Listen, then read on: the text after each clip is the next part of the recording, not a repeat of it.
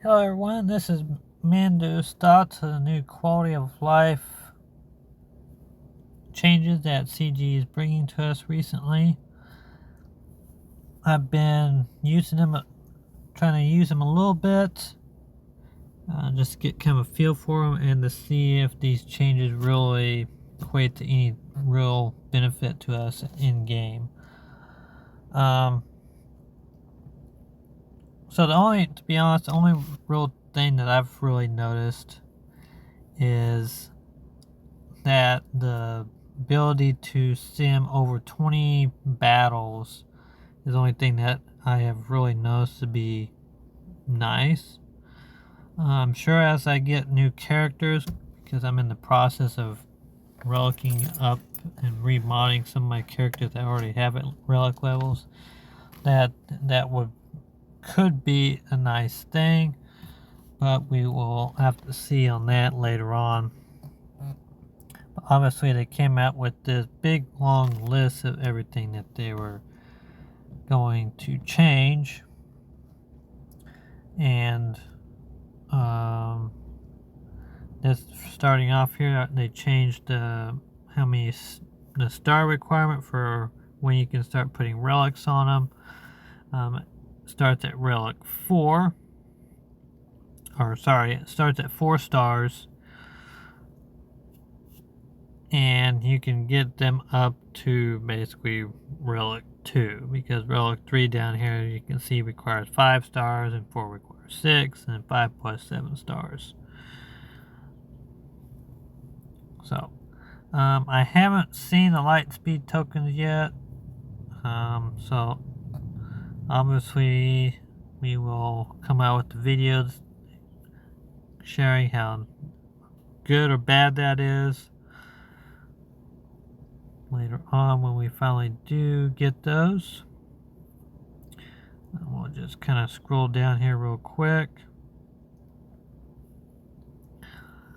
Down here, unit level is no longer gated by player level. Obviously that's going to be a good thing for people up and coming that's brand new to the game. At our level, won't really be able to see that because we've already maxed out our player level. And then they go on to say that they're unlocking the abilities of the units. You're no longer gated behind the gear tiers for their abilities. Except for they've made some exceptions down here. Ship reinforcement abilities no longer gated by star level, which actually is a nice thing. It gives you less of an incentive to get your ship up to 7 stars, besides obviously the boost in power and your special abilities and attacks and stuff that you do get from the ship. But it is a nice thing to be able to have all 7 slots open right from the gate.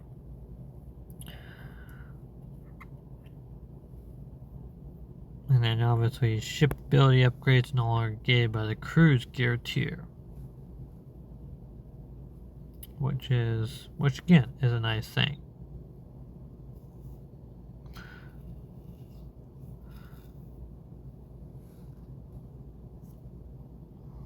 Obviously, like right here, they're not changing the fact that the ship star level still gates some of the ability upgrades. And they list out a couple characters that they're giving exceptions to.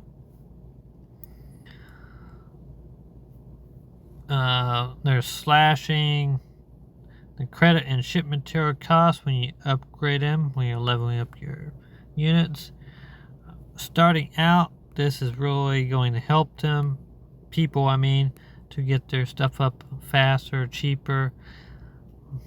At our level, we have so much credits that we don't know what to do with it, so this isn't going to really help us that much, besides help us stockpile even more credits that we have no idea what to do with.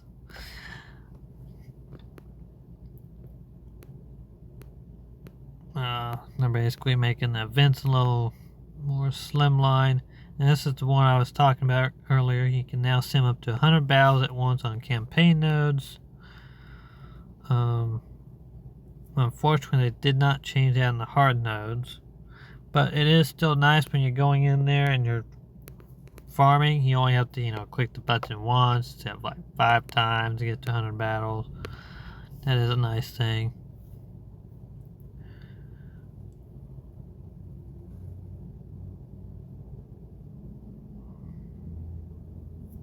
They're adding a little icon badge, which, really doesn't do anything for our quality of life, really. They have added some ways to sort your list of characters, and I do admit I do like the extra addition how we can sort them. Relic Amplifier level is one that they said they add, and right here they list out all the ones they've added. I do like the ability to have more options of how to sort.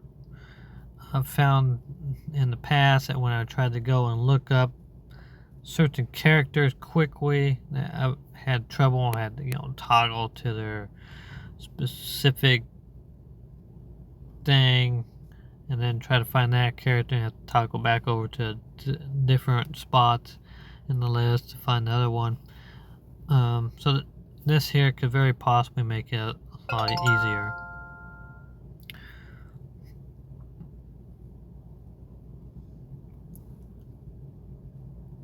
And they're streamlining tutorials. So that's pretty much all the things they're coming out with. And we can hop over here to the game real quick and kind of see a couple of these.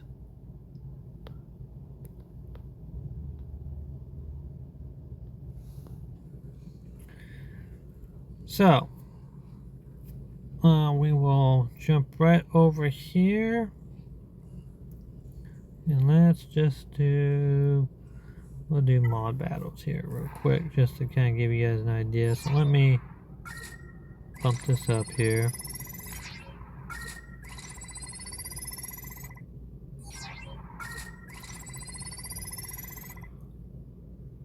Okay. And then multi-sim, and you can see instead of being stuck at the 20, I can now do 36. If I put even more energy in there, obviously I could do all 36 there. So that part is definitely nice. And if we go over here I'll have to find a character here that I haven't really upgraded that much. Let's run down here and try to find a character we haven't upgraded hardly. Say a Gungan Bombardier here. As you can see, he's still at gear level 1. But you can see that all of his abilities over here on the left side, his attacks and everything, they're all available to be upgraded. You don't have to, get him to gear 9 or 7 or whatever it is to get them to all unlock. So that part is nice.